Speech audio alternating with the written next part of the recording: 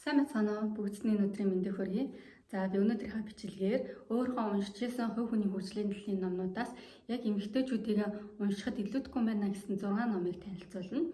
За яагаад би ингээд хувь хүнийхээ хөгжлийн номнуудаас шигшээд ингээд 6 номыг танилцуулж байгаа вэ гэхлээр яг ядаж ингээд энэ номыг уншсанаар эмэгтэйчүүд маань ядаж өөрийгөө олно, ядаж зоригтой байх юм байна. Илүү ингээд урам зоригтой байгаасаа гэж бодоод тэгээд энэхүү номнуудаа танилцуулъя гэж бодсон. Яагаад тэгэхээр би яг эдгээр яг танилцуулж байгаа номнуудаасаа илүү урам зориг авч илүү ингэж зоригтой байх нь ямар хэрэгтэй талаар ингээд илүү ингээд сурч мэдж байгаа. За тэгээд эхний ном маань энэ Чихэр эмэгтэй 147 хоног гэдэг энэ ном байгаа. Энэ номыг би болохоор 2 жилийн өмнө уншижсэн. Яг том үгээ дөнгөж төрүүлээд уншижсэн. Тэгээд тухайн үед сэтгэл санаа жоохон таар, сэтгэл санааны байдалч нэг л жоохон тийм стресстэй маягтай нэг л тийм байсан. Яг тийм үедээ уншижсэн болоод ч тэр надад илүү сэтгэлд маань илүү хүрсэн. Яа тэгэхээр яг энэ ном дээр юу гардаг вэ гэхлээр яг эмэгтэй хүн гэртээ суугатаач тэр ажил төрөл хийж явахдаач тэр ингээд хүүхдээ харах үедээч тэр ингээд эмэгтэйлэг тэр чанараа битгий алдараа тэгээд эмэгтэй хүний ингээд дотоод гоо сайхан гадаад гоо сайхан хоёроо ингээд тэнцвэртэй хэрхэн авч явах вэ тэр нөхөртөөгөө найз залуутайгаа хэрхэн яаж харилцах вэ ингээд танилцахтаа ямар байсан те яг тэр авдаг байсан тэр тогтлолоо ингээд үргэлж яаж авах вэ те тэгээд эмэгтэй хүн маань ингээд гэртээ хүүхдээ хараад сууж авах хугацаанд өөрийгөө орхигдуулж болохгүй ингээд нөхрийнхээ хажууд л ингээд эмэгтэй хүн ингээд хамаг л муу хувцас өмсвөл ингээд хамаг л гэрийнхээ хувцас өмсвөл гадуур гарахтаа хамаг л гоё дээрээ тавиад гардаг. Харин эсэргээрээ ямаа ингээд эмэгтэй хүн гэдэг чинь илүү гоо сайхан үргэлж ингээд хаанч байсан ингээд илүү гоо сайхан байх хэрэгтэй. Ямар үед ингээд эмэгтэй хүний энерги сэргийж ямар үед ингээд эрч хүчтэй байдаг вэ гэдэг талаар энэхүү номон дээр ярьж өгдөг. Тэгэд надад илүү гоё ингээд энэ номыг хаяад ингээд жоохон ингээд зэгсэх гээд байгаа ч юм уу жоохон нэг тийм сэтгэл санаа тавгүй уншихаар айгүй гоё болоод нэрэж тиймдээ гэсэн бодол айгүй төрдөг болсон. Тэгээд би яг уншиж байгаа номнуудаасаа илүү таалагддаг хэсгүүдийг ингээд тодруулаад явцдаг. Тэгээд дараа нь ингээд сэргээгээд уншихад тодруулсан хэсгүүдийг уншчихаар илүү амар тэгээд өөнөрөө тийм байдаг. Тэгээд илүү хурдан сэрэгчдэг. За тэгээд энэ номны би нэг хэсгийг айгүй уншиж өгье гэж бодсон. За энэ тэгэхээр чи 60% өөртөө хайртай, өөртөө зав гаргадаг бол хайрт чинь бас чамайг 60% хайрлаж тэр хэмжээгээр үнэлдэг гэсэн үг ээ. Тийм энэ болохоор яг хүн чи өөртөө ингээд цаг гаргахгүй бол хинч чиний өмнөөс чамд цаг гаргахгүй. Яагаад тэгэхээр чи л өөрөө ингээд за болигод хойш суугаад ивэл тэр хүн ч гэсэндээ чамайг анзаарч мэдгүй гэд. За одоо чи ингээд ингээд чиний өмнөөс заагаад чамд ингээд зааварлаад явахгүй тэр хүн ч гэсэндээ хувь хүн тэр чи ч гэсэн өөрөө хувь хүн юм чинь өөрийгөө удирдах явах тийм чадвартай өөртөө цаг зарцуулах тийм чадвартай байгаарай гэсэн тэр мессежийг өгсөн. Тэгээд энэ номыг заавал ээжүүд маань уншаарай. Тэгээд ялангуяа гэртээ байгаа ээжүүд маань илүү ингээд уншвал бас илүү гоё мотивац илүү гоё ингээд урам зориг өгнө шүү. За дараагийн ном маань болохоор энэ бодол биелэлээ олдог гэдэг энэ ном байгаа. За энэ ном болохоор эхэндээ надад айгүй нуршуу санагдчихсэн. Энийг би яг жилийн өмнө уншижсэн. Тэгээд тухайн үед нэг л нуршуу нэг л ойлгомжгүй санагдаад орхисон байсан. Тэгээд саяхан би дахиж барьж аваа дахиж уншсан. Тэгээд дахиж уншихад тухайн үед яагаад гүцээгд уншичаагүй болоо гэсэн бодол төрж ирсэн. Гэтэ яг зүгээр. Тэгээд энэ ном болохоор эхэндээ жоохон нуршуу сая хэлсэн шиг ингээд нуршуу жоохон ингээд сөрөг бодол бодсноор ингээд сөрөг үр дагавар дүрэн сөрөг бодол нь ингээд ямар ч эерэг зүйлд хүргэхгүй гэсэн мессежийг ингээд айгүй их өгөөд айгүй ингээд тавтамжтай хэлдэг.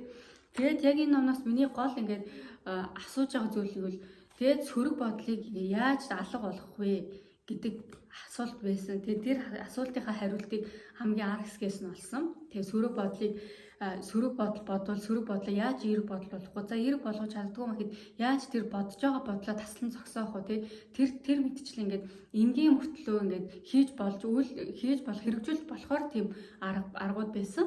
Тэгээд энэ номыг бас уншаарай гэж зөвлөж байна. За дараагийн ном маань болохоор 100 удаа орол гэдэг энэ ном байгаа. Би энэ ном болохоор ингээд шууд ингээд нэг дор уншаад дуусгачих тийм ном биш. Энэ ингээд зорилго биелүүлэх 30 хоногийн коучинг ном гэдэг коучинг ном юм байлээ. Би энэ номыг авсандаа бүр өөртөө айгүй гоё баяртай байгаа. Яагаад тэгэхээр энэ номыг би анх ингээд 100 удаа орол гэхэлэр ингээд дадал хөвшүүлэх тийм ном юм байна да гэж бодоод за энийг авчиг гэж сайтаас ингээд хайж аваад хувь хүний хөгжлийн номнуудаа сонгож аваад ингээд Монголоос авчруулж ирсэн.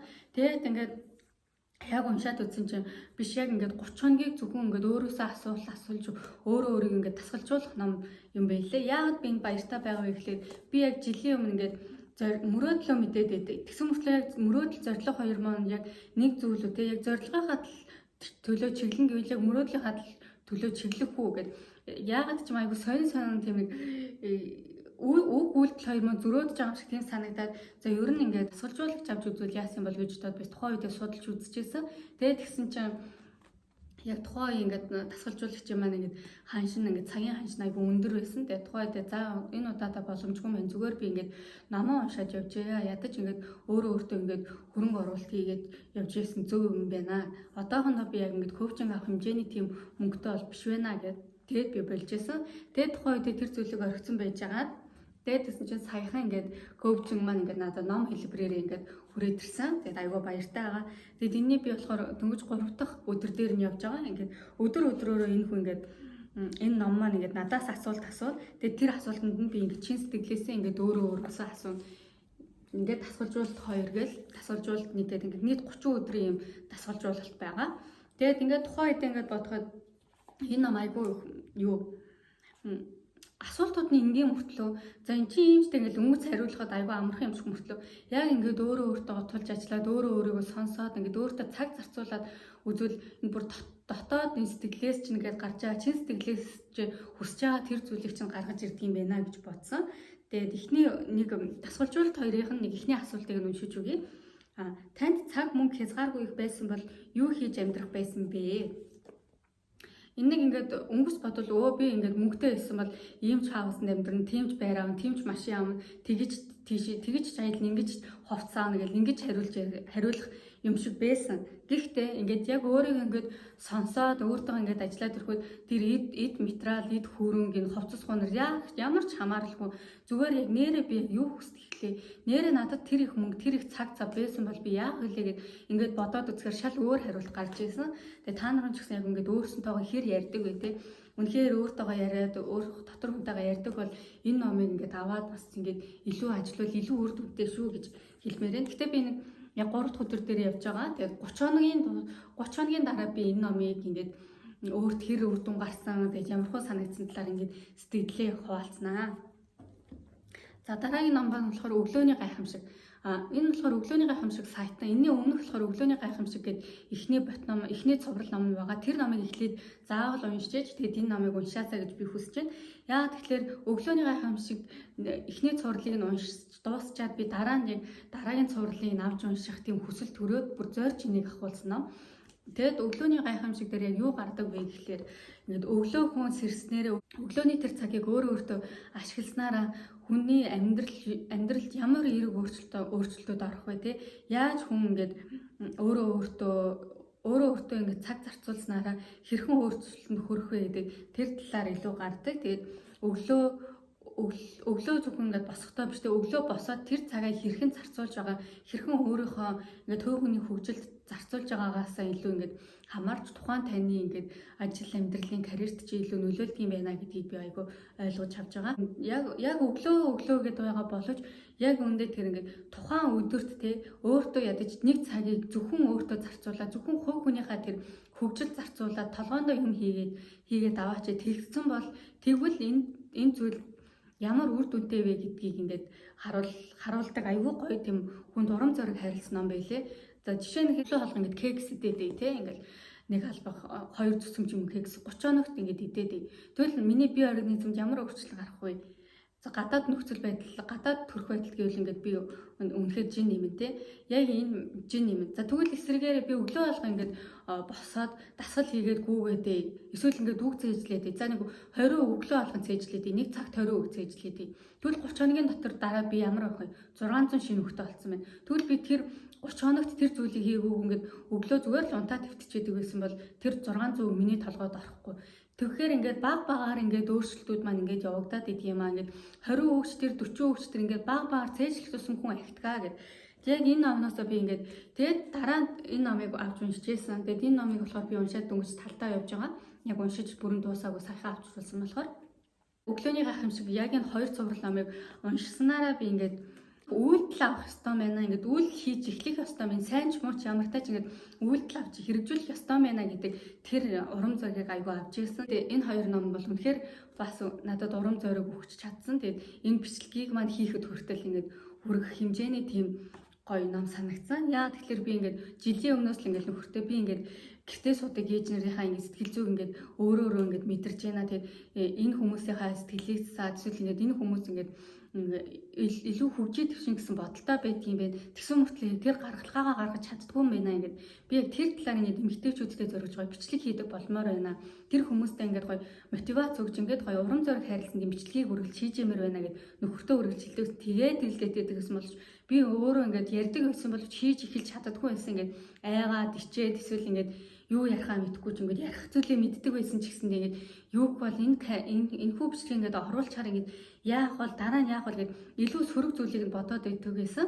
Гэхдээ яг эсэргээр одоо тэгээд энэ номыг уншсныхаа дараа би сайн ч мууч бичлэг болсон бэ ингээд би өдөр болгон ингээд хийгээд өдөр болгон ингээд энэ бичлэгийг ингээд хийгээд оруулаад байвал би надад ямар үр дүн гарах вэ гэхээр миний ингээд ярих ярианы чадвар сайжирна. Ядаж ингээд хүрэж байгаа мэдээллүүдэд ч гэсэн би өөрөө илүү ингээд хэрэгжүүлнэ. Ингээд хүн ингээд мэдэж сурсан зүйлээ ингээд хүмүүст илүү ингээд хэлэх тусам тэр зүйл нь өөрт илүү улам үлддэг. Илүү ингээд батчиж үлддэг гэсэн тийм юм сонсч байсан. Тэгээд тэр нь ч гэсэн үнэн байх гэж би боддог. Тэгээд өөрийнхөө ингээд мэдэж сурсан зүйлийг ингээд хүмүүст хүрэхдээ би илүү аз жаргалтай байдаг. Тэгээд тэрнээсээ ч илүү кайфыг авч урам зориг авдаг. Тэгээд тэрэндээ ч илүү ингээд одоогийн ингээд амьдрал маань илүү итгэвчтэй, илүү ингээд гоё зоригтой болж ирсэн гэж бодож байгаа. За тэгээд энэ өглөөний гайхамшиг саядан гэсэн номыг бас заавал авч уншаарай. Тэгээд өглөөний гайхамшиг нэг номыг энд оруулчих. За дараагийн ном нь болохоор энэ номыг болохоор би яг уншиж эхлэегүй байгаа. Бас дөнгөж саяхан бас Монголоос ирсэн ном нь болохоор чанга дугаар хашгирахгүйгээр хөвгүүдээ өсгөх 100 зөвлөмж гэдэг. Энэ ном би болохоор 2 хүүтэй. Тэгээд 2 хүүгээ одооноос ингээд хэрхэн хүмүүжүүлэх вэ гэдэг. Ер нь бол хүн чинь бас стресстэй шүү дээ. Тэгээд стрессгүй үедээ ч юм ингээд 2 хүүтэй жоох ингээд аашилчих га жоохон чанга дугаар хашгирчих гад гэдэг тийм үеуд байдаг. Тэгээд энэ номыг харчаад за энэ дээр юу гардыг бол би ингээд хувь хүний хөгжлийн талаар ном уншихынхаа хажуугаар бас хүүхдүүд хүмүүжлийнхаа талаар ном бас унших нь аюу зөв юм байна гэж бодсон. Тэгээд яг ингээд хүүхд хүмүүжлийн талаар ингээд ялангуяа эрэгтэй хүүхд хүмүүжүүлнэ гэдэг бол бас зөв хүн болгоход аюу ээж аавын оролцоо гэр бүлийн уур амьсгал илүү нөлөөлнө гэдэг үднээс би нэг нөхөртөөгөө хамт ингээд яг энэхүү номоо ингээд 100 зөвлөмжийг ингээд цуврал болгоод ингээд бичлэгээр оруулаа. Тэгээд өөрсдөө ч нэгэд хэрэгжүүлэе гэсэн бодолтой байгаа. Тэгээд энэ номыг яах гэж ингээд уншаагүй гэж харуулсан байх гэхээр ингээд энэхүү бичлэгийг маань үзээд ингээд хүүхдүүдтэй ээж маань ингээд заавал хөвгүүд гэлгүй нөхд энэ номыг жоох эхнээс нэг 10 зөвлөмжийг нь эхний 10 зөвлөмжийг нь уншиж үзэхэд заавал хүүхдүүдтэй ингээд яагаад ингээд эмэгтэй хүүхдүүдтэй ээж нар ч гэсэн ингээд бас тодорхой нэг мэдлэг ингээд хашгирчдаг байж болно тийм. Тэгвэл яг энэ номнаас санаа аваад ч гэсэн хэрэгжүүлж болохоор тийм ном байлээ. Тэгээд энэхүү 100 зөвлөмжийг ингээд нөхөртөйгөө хамт ингээд цуврал болгоод ингээд видео болгоод оруулна. Тэгээд та нар бүгдийг маань үзэхийг хүсчээл subscribe дараарай. Тэгээд дараагийн бичлэгээрээ ч гэсэндээ илүү хэрэгтэй мэдээлэл хүргэхийг зориноо. Тэгээд энэ хүртэл бичлэгийг маань дуустал нь үзсэнд баярлалаа. Тэгээд дараагийн бичлэгээр уулзцгаая.